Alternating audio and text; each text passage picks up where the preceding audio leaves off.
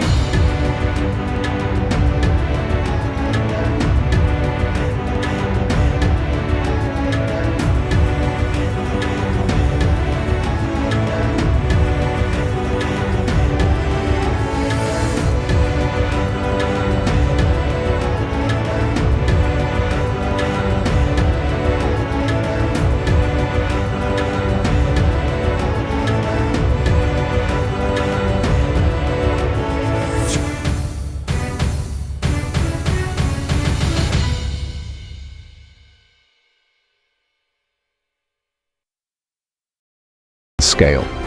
At 72,000 tons fully loaded, Shinano was the largest aircraft carrier ever built up to that point. She was over 800 feet long with a flight deck that seemed to stretch to the horizon. Named after an ancient province of Japan, Shinano was designed to be heavily armored, far more than American carriers, intended to serve as a floating fortress and mobile supply base for other aircraft. She represented Japan's last desperate hope for maintaining naval aviation power in the Pacific. And she was so secret that American intelligence had only hints of her existence. By November of 1944, American B-29 bombers had begun ranging over the Tokyo area, and Yokosuka was a prime target. The Japanese Navy made a fateful decision. Shinano would be moved to Kure Naval Base, far to the south, where she could be completed in relative safety. There was just one problem: the ship wasn't ready. Shinano was only about 85% complete. Watertight doors throughout the ship hadn't been sealed properly. Damage control systems weren't fully operational. Many compartments were still being worked on, and perhaps most critically, her crew was inexperienced, having only just reported aboard. They hadn't trained together, hadn't drilled emergency procedures. The ship's captain, Toshio Abe, was an experienced officer, but even he had deep concerns about taking an unfinished ship to sea. Nevertheless, on the evening of November 28, 1944 at 6 o'clock, Shinano slipped her moorings and headed out into the darkness, escorted by 3 destroyers. The plan called for a high-speed run down the coast to Kure, maintaining 20 knots and following a zigzag pattern to throw off any submarines. This decision would prove tragically overconfident. Captain Abe had wanted to hug the coast in shallower waters where submarines were less likely to operate, but he was overruled by Naval Command. Japanese naval doctrine held that American submarines couldn't catch a target moving at 20 knots. It was a comfortable belief that had been repeated so often it had become gospel. But comfortable beliefs have a way of being tested in war. As Shinano moved through the darkness that November night, she carried approximately 2,400 crew members and civilian workers.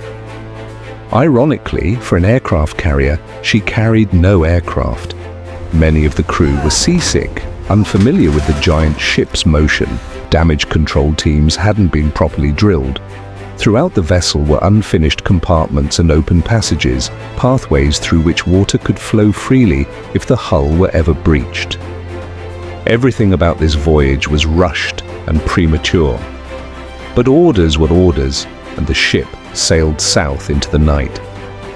Now let's shift to the American side of this story, because this tale is as much about redemption as it is about tactics and tonnage.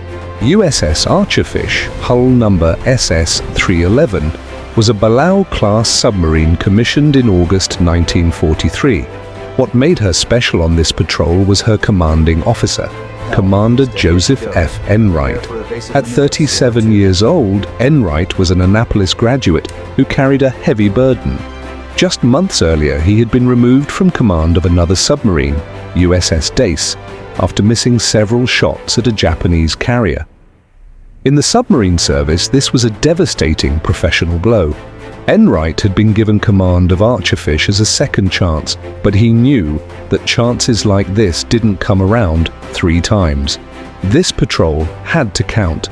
The 81 men of Archerfish's crew were well aware of their captain's situation, and everyone wanted to help Commander Enright prove himself, to show that he deserved to be in command. Archerfish had departed Guam on October 30, 1944, with orders to patrol the approaches to Tokyo Bay. It should have been a target-rich environment, but the patrol had been frustrating. 6 weeks of mostly fruitless hunting had yielded minimal results.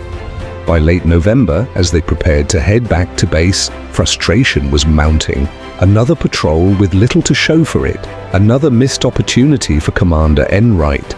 On the night of November 28th, Archerfish was positioned off the coast of Honshu, running on the surface to charge her batteries. It was routine, monotonous work, the kind of night where nothing happens. And then, at 8:48 in the evening, the radar operator called out a contact. Large target with escorts ranged 25 miles. In the control room, Commander Enright studied the radar return. Whatever this was, it was big, and it was moving fast, heading south. Enright made his decision instantly. They would pursue. This was what they'd come for. This was the opportunity he'd been waiting for. He just didn't know yet that he was about to intercept the largest warship ever sunk by a submarine. The chase that followed would become legendary in submarine warfare. From that first radar contact at 8:48 p.m., Archerfish turned to pursue, pushing her diesel engines to maximum power. On the surface, she could make about 19 knots. The problem was immediately apparent. The target was doing better than 20 knots, and with every minute that passed, it was pulling away. Enright was pursuing a contact that was faster than his boat. It was an impossible chase. For 4 hours, Archerfish ran flat out through the darkness, her engines roaring, her bow throwing spray. In the control room, Enright and his officers plotted the target's course, trying to predict where it would be, looking for any advantage. The target was zigzagging, following an anti-submarine pattern. If they were lucky, if the zigzag brought the target onto the right course at the right time, they might get close enough for a shot. Midnight came and went. The crew was exhausted, but nobody was sleeping. Through the night they ran, maintaining pursuit, watching the radar, calculating angles and distances, and then, around 1 in the morning, something changed.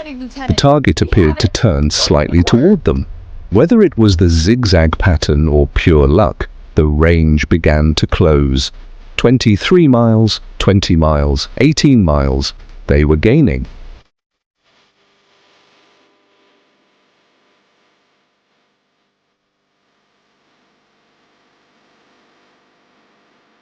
My God, look at the size of it!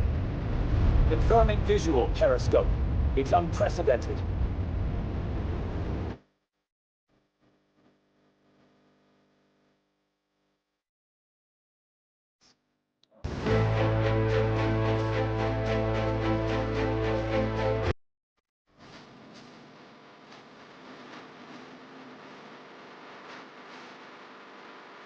Now came the difficult part.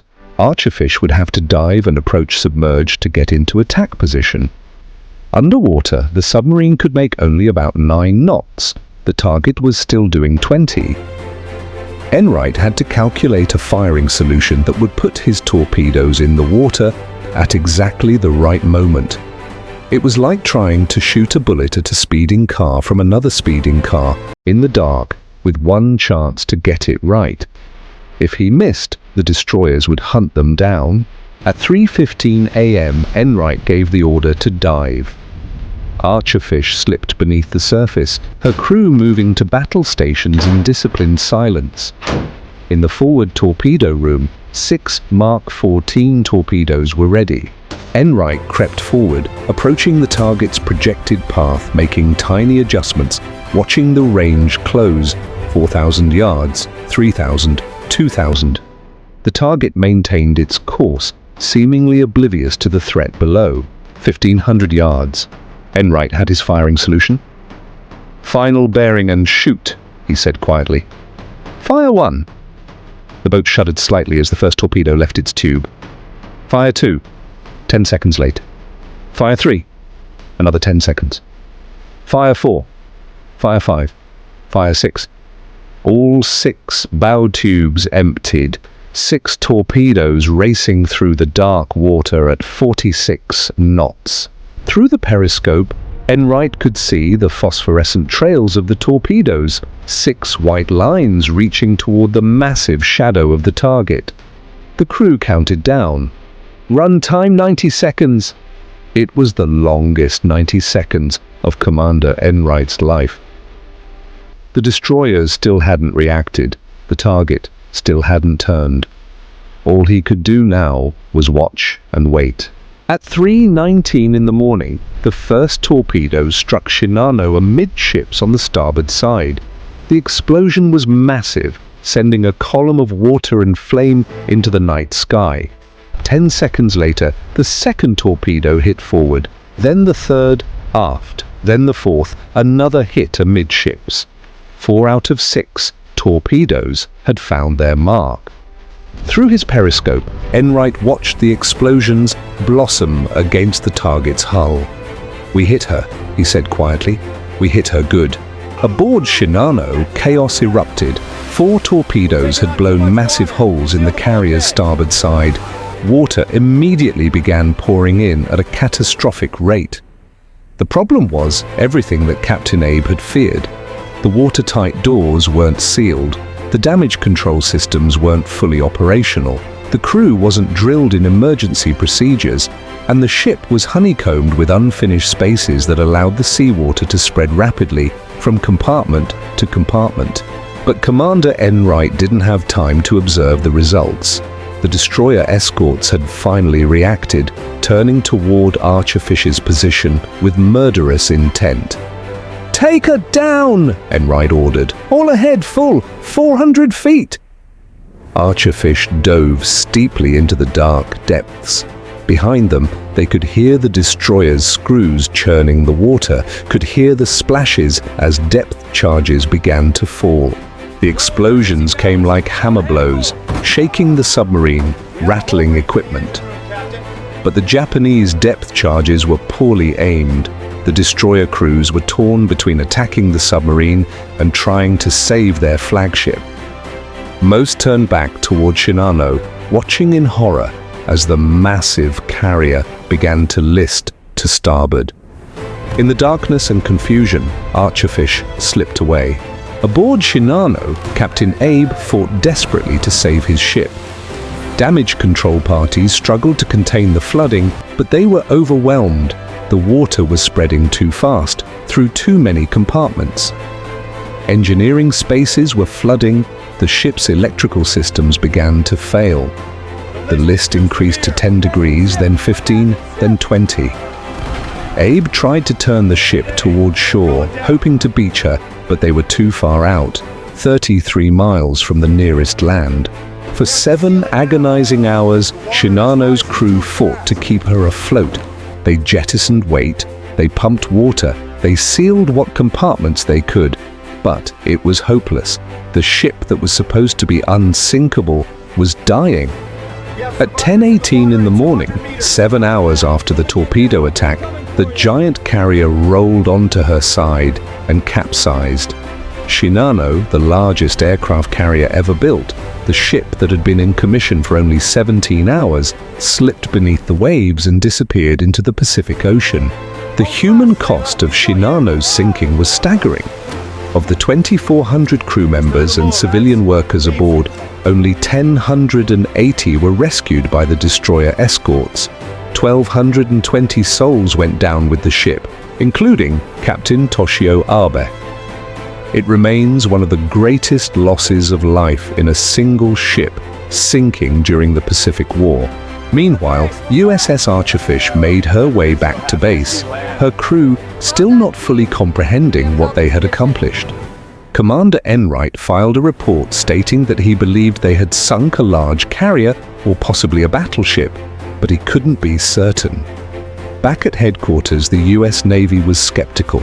Intelligence indicated no Japanese carrier of the size Enright described. Some officers thought he might have miscalculated the target's dimensions. The debate would continue for months. On the Japanese side, the loss of Shinano was kept absolutely secret. It was not mentioned in any communications or records. Even the survivors were sworn to secrecy under penalty of severe punishment. The cover-up was so complete that the United States didn't discover the truth until after the war ended, when American investigators began examining captured Japanese naval records. The revelation was stunning.